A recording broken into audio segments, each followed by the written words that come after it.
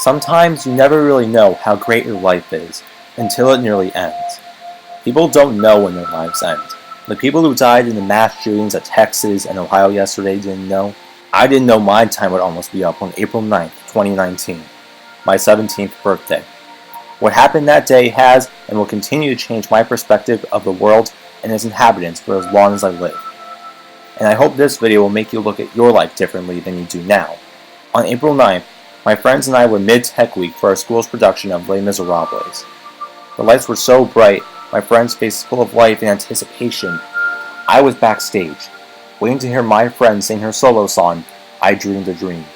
But her microphone wasn't working, so I decided to come back later. As I was about to leave the backstage area, I heard a series of loud bangs and chilling screams from behind me. The entire lighting system had just fallen, nearly killing all of us.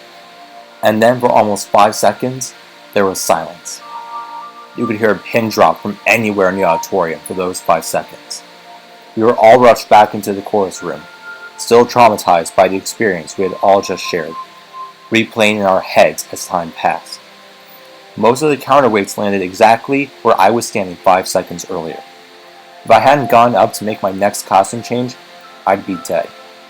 And this video wouldn't exist, but its story would still be told. Thankfully, I moved out of the way, and no one else got hurt either. But that night, something happened I didn't even think was possible.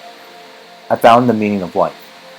The reason I started this video with the story of my near-death experience was in order to put what the meaning of life is into context. Now, most people will tell you that the meaning of life is different for everyone, and is dependent on an individual's experiences, or where they grew up, who they grew up with. But that isn't the case, and I think you'll find this message can relate to your lives as well. Without further ado, the meaning of life is to live in the moment. What I mean by this is different from YOLO, which I get it might sound like to you. People who live by YOLO typically do things that are either stupid, dangerous, illegal, or all of the above. This is not at all what I'm suggesting you do of yourselves, but I'm also not suggesting you just focus entirely on the future.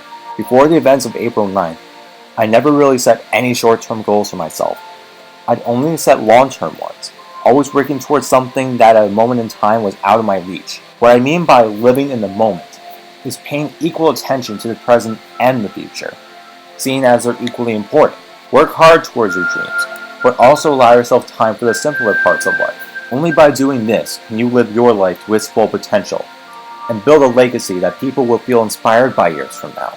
In his hit show Hamilton, Lin-Manuel Miranda describes a legacy as planting seeds in a garden you never get to see, but you need to live every second of your life as if you will get to see your legacy and its effects on people after you're gone, because you want the legacy you leave behind to be one that deep down you can be 100% proud of. Life isn't about how long you live or what you accomplish. It's about how what you accomplish affects others. What you choose to do with this information, how you live your life moving forward, is entirely up to you. But whatever you choose to do, I hope it's something good. Something that looking back years from now, you'll be proud of. That you'll plant seeds and be able to smile because of the garden they grew.